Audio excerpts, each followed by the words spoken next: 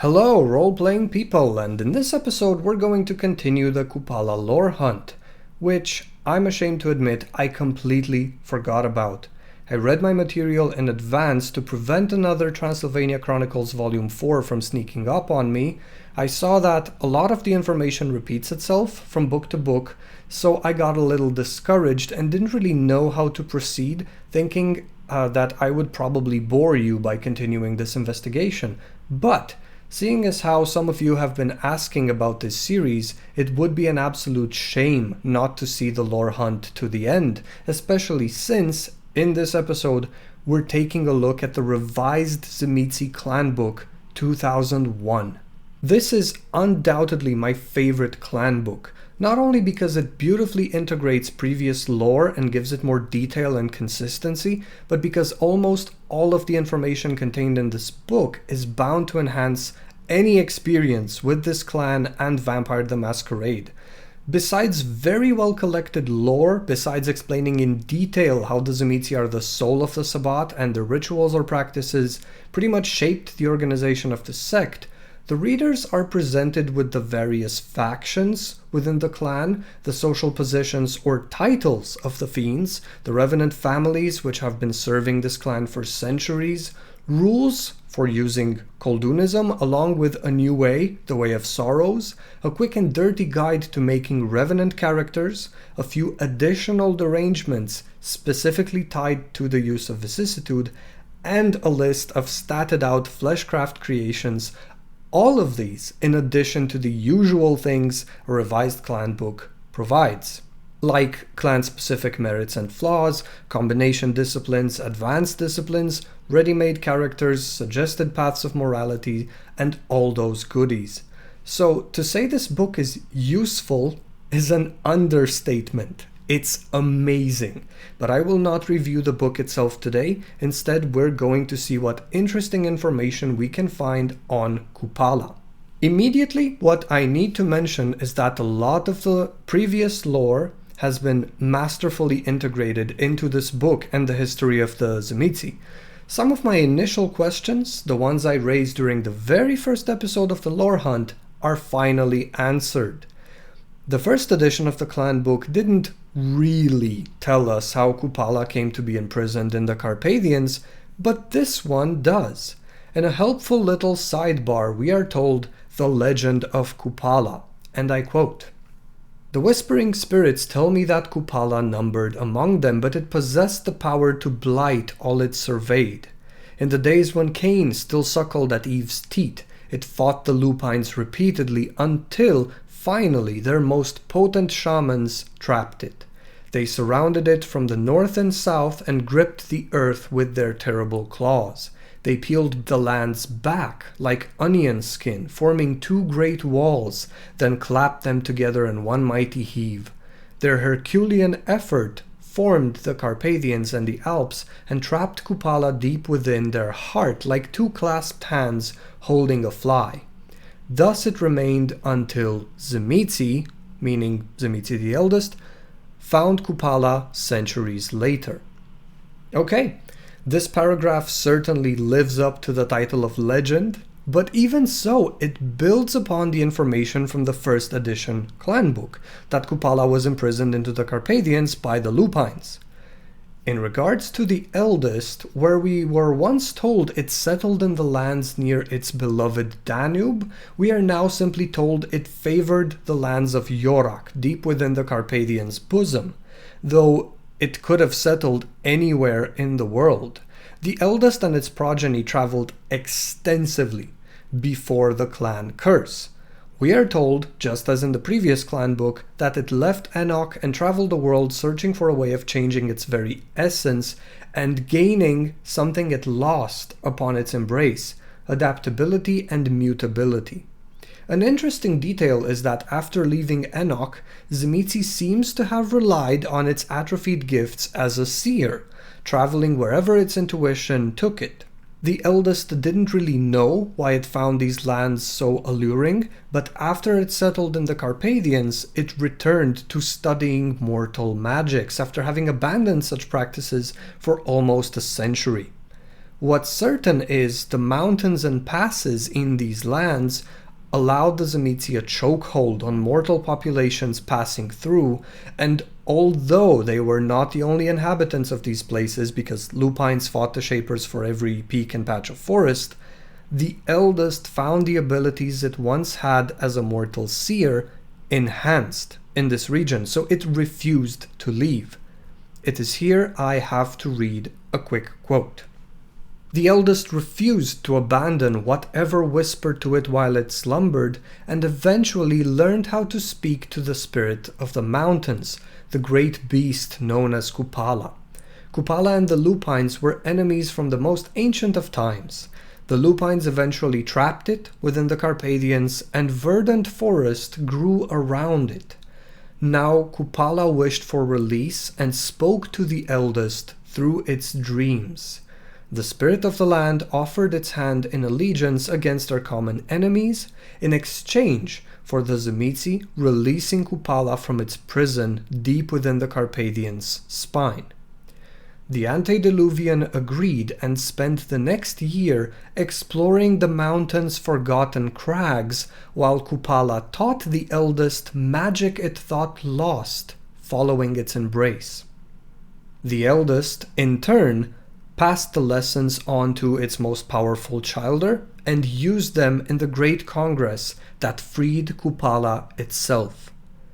The lupines fought hard and would not allow Kupala easy escape. In the twisted cavern where the demon lay, champions of the lupine clans fell upon the antediluvian and its fleshy brood. Eventually, however, the Tzimisce triumphed when Kupala broke free and fled. The demon spirit did not escape completely, however, for it had been interred in the mountains for so long that it remained bound to the soil. Instead, it took the Carpathians as its new domain and shared its existence with the Tzimisce. The region's lupines, while still formidable in the centuries to come, never recovered from this devastating blow. They lost the lands they sought to protect and watched Kupala's black blood twist the soil and forests. In light of our previous Kupala episodes, these few paragraphs are an excellent sum-up not only of the events themselves, but of character traits. And it is here we can see how the otherwise scattered and quite ambiguous pieces of lore were beautifully brought together, almost as a tribute to all of the books that came before. Kupala comes to the eldest in its dreams and acts as a seducer, as a tempter, exactly the way it does millennia into the future with the Tremere. It's exactly the same strategy, very consistent. But the paragraph I find most important: the spirit of the land offered its hand in allegiance against our common enemies in exchange for the Tzimisce releasing Kupala from its prison deep within the Carpathians' spine. The antediluvian agreed and spent the next year exploring the mountain's forgotten crags, while Kupala taught the eldest magic it thought lost following its embrace.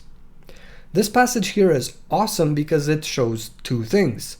One, the ambivalent attitude towards Koldunicism that we find in all of the previously written material is absolutely intentional. And two, the fact that this book is written with all the consideration for the previous lore, but also the mechanics. You see, when the first edition of the Tzimisce Clanbook came out, Koldunicism was just a reference to some weird way of magic, just clan lore, something that existed in the old country, but it wasn't in any way quantified mechanically or even described as a practice. In the meantime, in the year 2000, the book Blood Magic: Secrets of Thaumaturgy came out. This book explained, albeit in brief terms, how Koldunicism is supposed to work, what this magic is based on, and what the actual systems are. Remember how it's always learned as an out-of-clan discipline?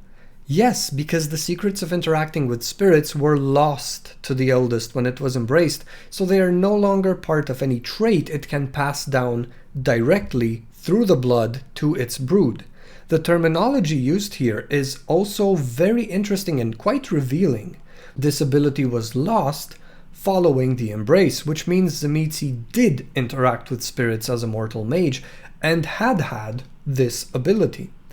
And this actually ties in very interestingly with the Lianan bloodline, because what they practice is also a form of Koldunism, or so the DAV 20 books are tempted to say, without having had any interaction with Kupala. Notice the only agreement between Kupala and the Eldest seems to be, rid me of our common enemies and I will help you regain the magic you thought lost. Well, not only that, but Tzimisce uses this magic to release Kupala. He doesn't sell his soul and doesn't make any weird demonic pacts with anyone.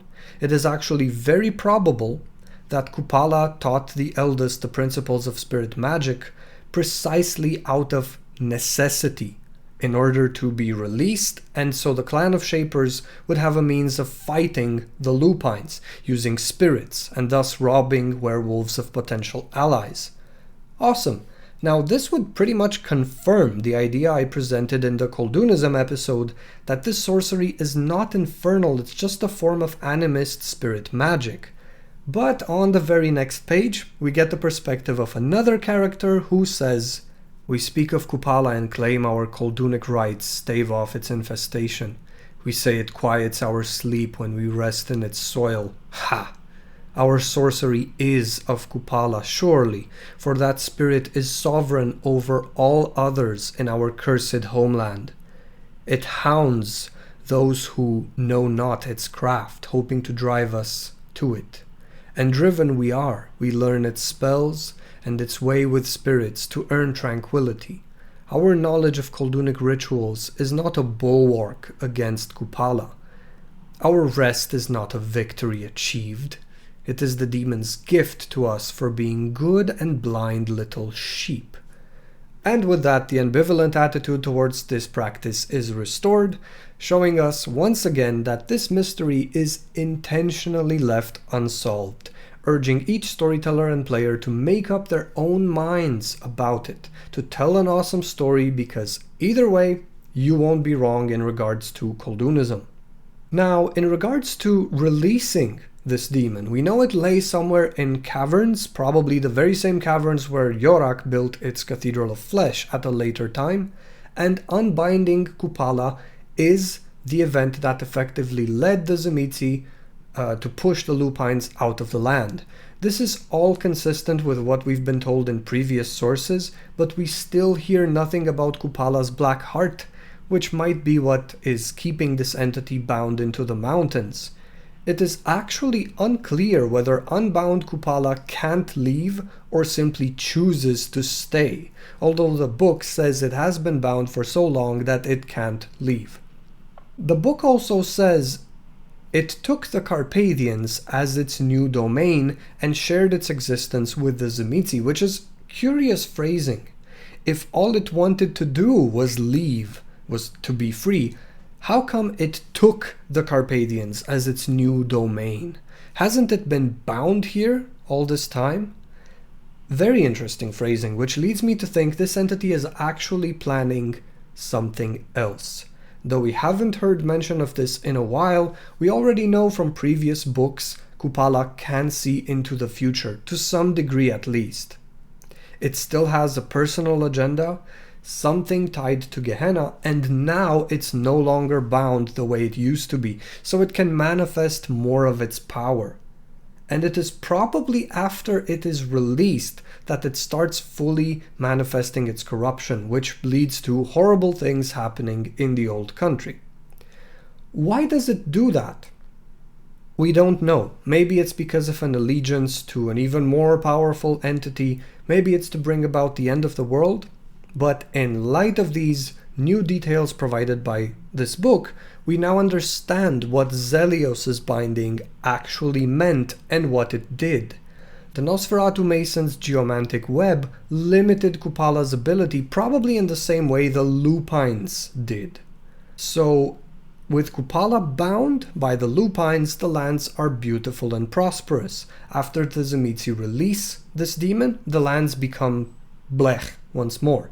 Then Zelios binds Kupala once again, at least in Transylvania, and as evidenced in the Transylvania Chronicles, the corruption either lessens or ceases.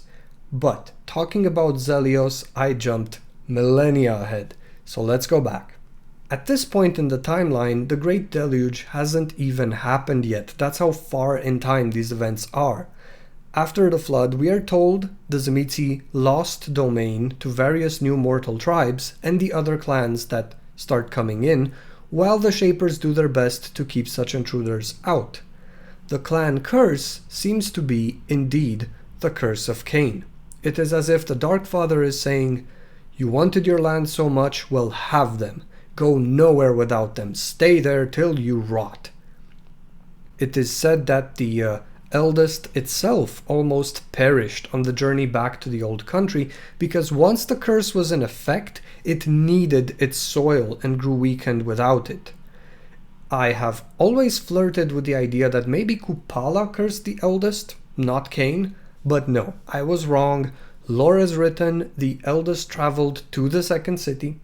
It and its childer were all cursed, and then it returned to the old country.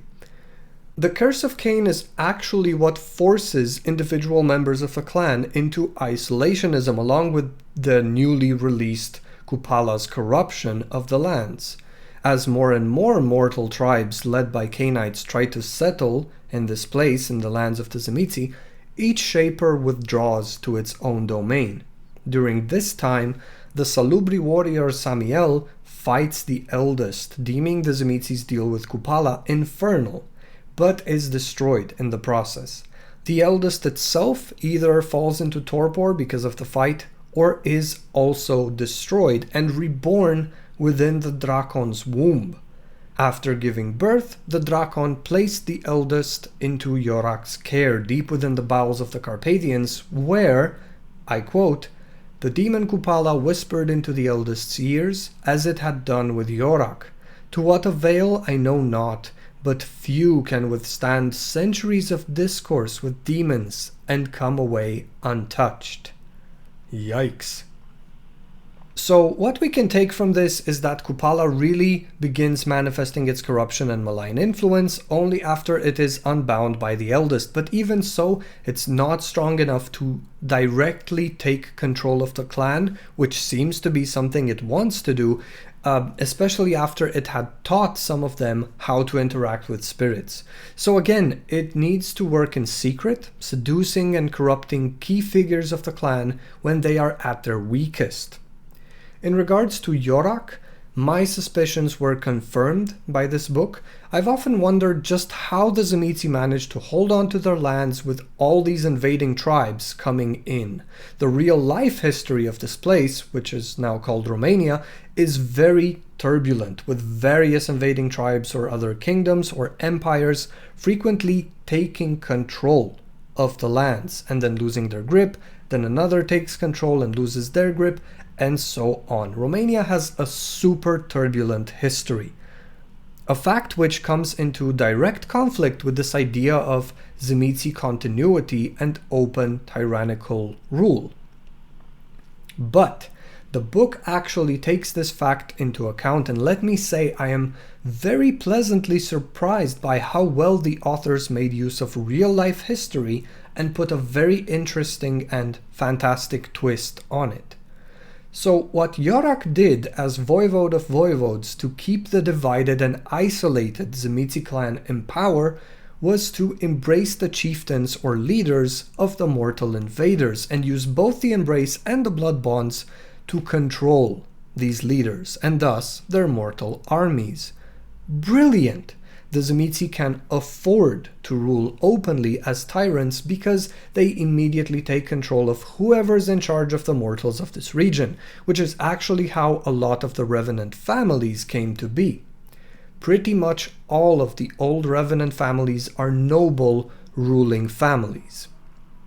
This is why, if we look at the map of the Voivodates for Dark Ages 20th Anniversary Edition, We can see the Tzimisce control territories which, in real life, belonged to states which were at each other's throats for various reasons, but real-life politics and conflicts were a minor inconvenience for the very efficient manipulation tactics of the Tzimisce. And now we can assume, besides the prophecies and things like that, this is actually why Yorick wanted to embrace Vlad Tepes. Well, why everyone wanted to embrace Vlad Tepes.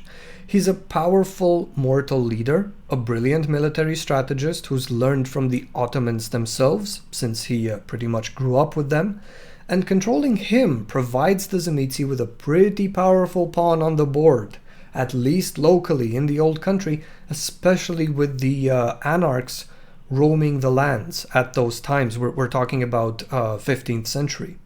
Sounds like a lovely idea, but as we've read in Transylvania Chronicles, that doesn't go as planned at all, and the Basarab line is extinguished because of Dracula's deeds.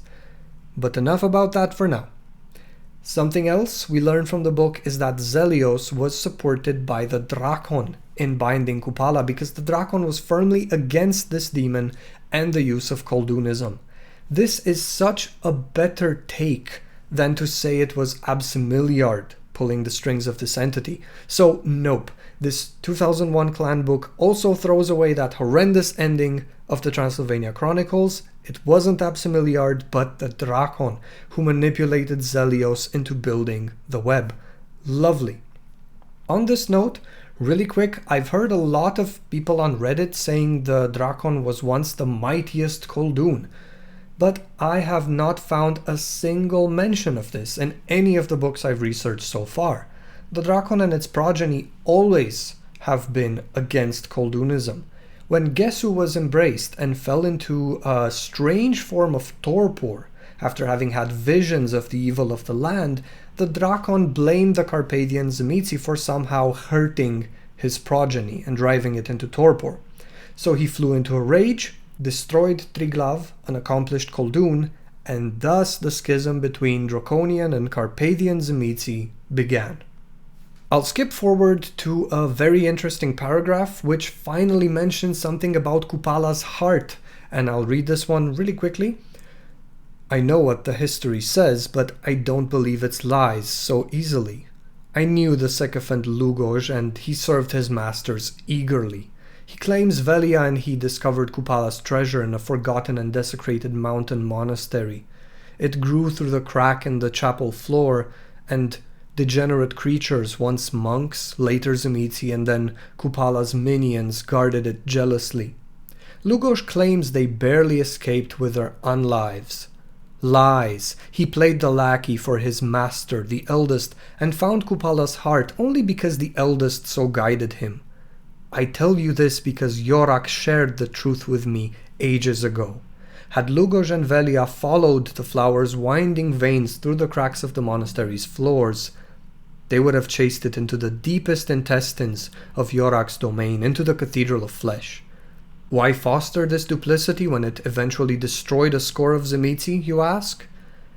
Because Kupala's sacred fire flower was, in fact, a portion of the eldest's newest form, a precursor to the horror dwelling in the sewers of New York. Don't believe me, but ask Lambach what he witnessed in the sewers, and watch him stutter. The eldest allowed Lugoj to take of itself so that it could shatter any former alliances shared by its progeny. It imparted its seeds in a new generation of Tzimisce, binding them to it alone when it so chose. Ironically, the Tzimisce shared their blood in a subsequent ritus, thus turning the Sabbat, as opposed to the clan alone, into the eldest's harvest. And when the thing beneath New York grows hungry, who do you think it will summon to feast upon? Oh wow, that's a lot to unpack, and at this point I think delving deeper into this quote should be reserved for the next episode. It's only fair, since the new and interesting mentions of Kupala pretty much stop here, with the rest of the book giving reminders of the lore so far, a little sidebars to help storytellers remember the gist of it, But something I absolutely need to read before concluding is a paragraph from the Path of Evil Revelations, a path of morality that is sometimes practiced by the Tzimisce, and I quote, "A fiend desperate enough to resort to infernalism is beneath contempt. Of course, making a deal with the devil is not always the same as selling him your soul. Kupala's night comes to mind. This almost serves as a reminder that both the deal Tzimisce made millennia ago or the breaking of the bonds on Kupala's night are not actual soul pacts. Infernalism among the Tzimisce is very rare, and it's unsurprisingly considered humiliating.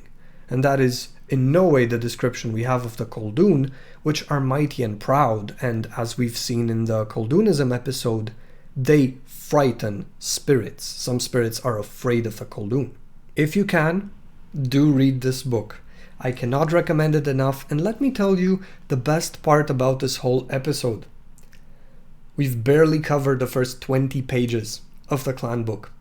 Yeah, all of this awesome lore I've just talked about, focusing primarily on Kupala, save for the very last paragraph, is contained within the first 20 pages, with all the juicy details, consistent timeline, a consideration for mechanics and rules that were new at that point, references to real life history, and memorable Tzimisce characters gathered from scattered pieces of previous lore.